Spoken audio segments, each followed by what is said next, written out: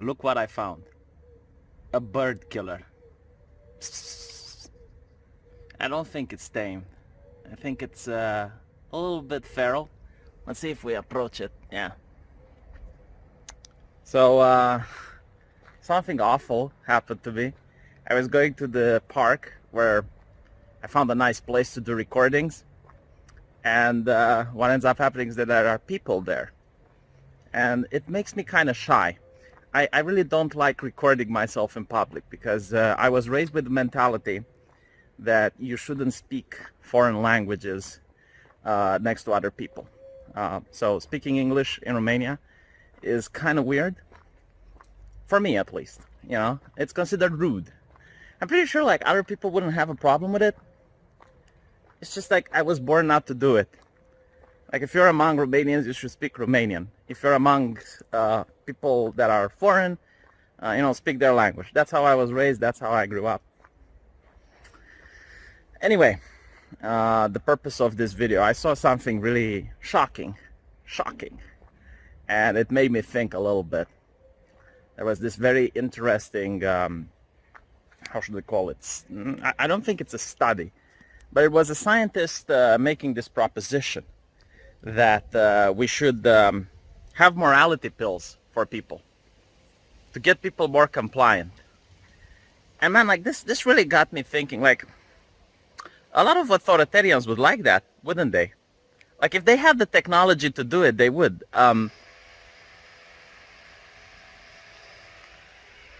They don't consider humans to be like individuals with the right to pursue happiness and like every single person to be their own entity and whatnot. No. The way science, not even scientists, but like the way some authoritarians would like is if human beings were just robots and you could like have different dials to dial up their emotions accordingly, like a dial for empathy, and you can just tinker with it until you can come up with the perfect society. I think that's what they want. And they don't view themselves as being the people that are going to be the robots, the ones that are going to have their dials being tinkered. They view themselves as the ones doing the tinkering. Like in the past, whenever there was a problem, whenever you had, let's say, a famine, the plague, the Spanish flu, the solution was to pray to God. You pray to Jesus, and you get sick, you pray to Jesus. You're poor, you pray to Jesus. Any problem that you had was solved by prayer. And now it seems there's a different religion in town, isn't there? You have global warming. That's okay, the government will fix it. They'll just increase the taxes. Global warming goes away. You have a pandemic. That's okay. The government will fix it. They'll shut down the economy. They'll force you to wear masks. They'll force you to do all things that are for your own good. But the government will fix it. You're poor. That's okay. The government will fix it. You're sick. That's okay. The government will fix it. All you have to do is to want more government. Give it more powers. Like they're going to fix it. Just give it more powers.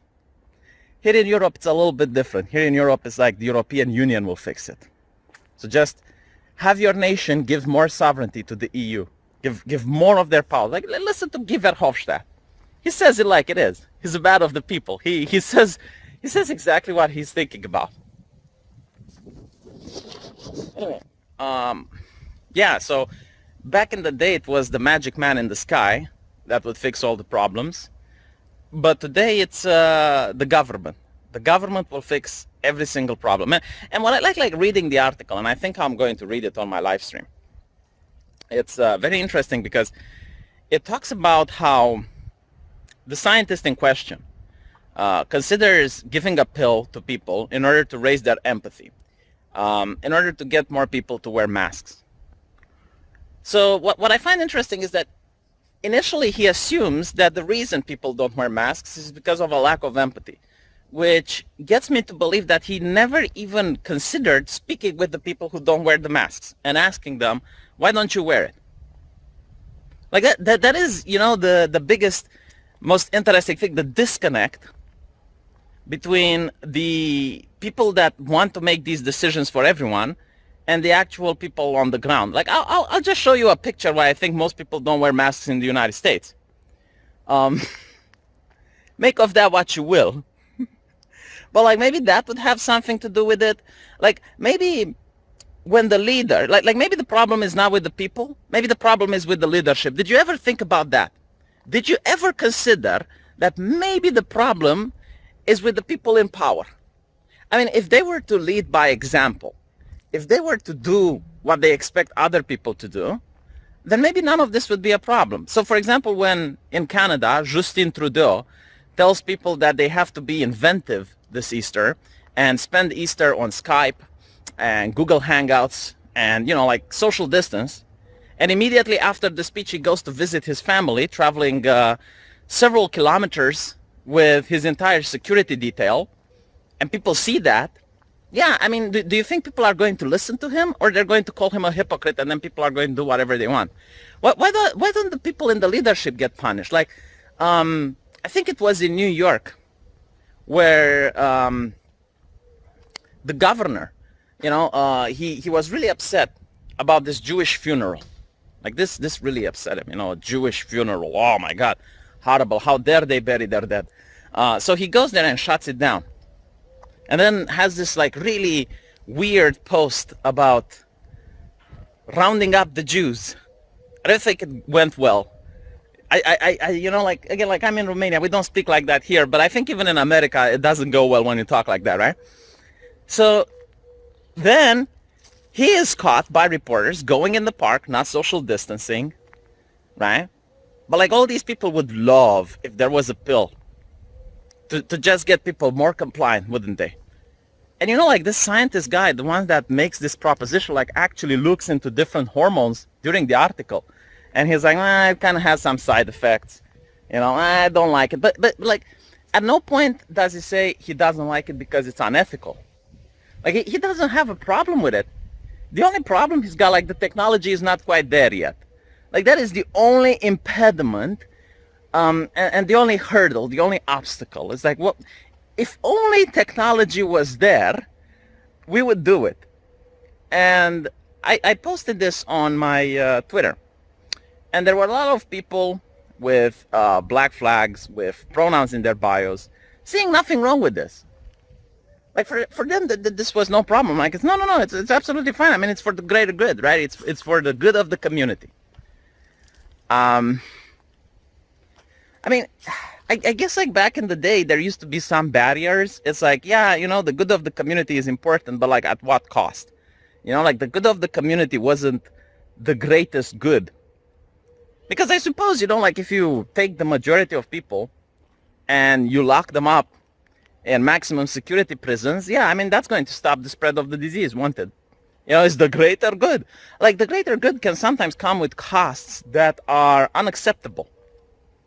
And what I love about it is, like, the way they shame people. It's like, oh, they have no empathy. Do the people that shut down the economy have empathy? Because I tell you what, if they were empathetic, if all the people in power who decided to shut down the economy would say, you know what, during the shutdown, we're not going to take any of our wages. Like, we're going to donate all of our wages to hospitals. We're going to donate all of our wealth, you know, in order to find a cure, because we want to show solidarity with the workers, you know, with the people that are affected right now. You know, if you'd see Alexandria Ocasio-Cortez go, yeah, I'm going to donate all of my wage. See Nancy Pelosi say the same. You know, like all of my wage during this time of the shutdown, I'm going to donate it to hospitals. I'm going to donate it to foundations to help research for a vaccine. Why aren't they doing this? Why aren't they doing this? How do you expect someone with a business which he tries to put food on the table and feed his family?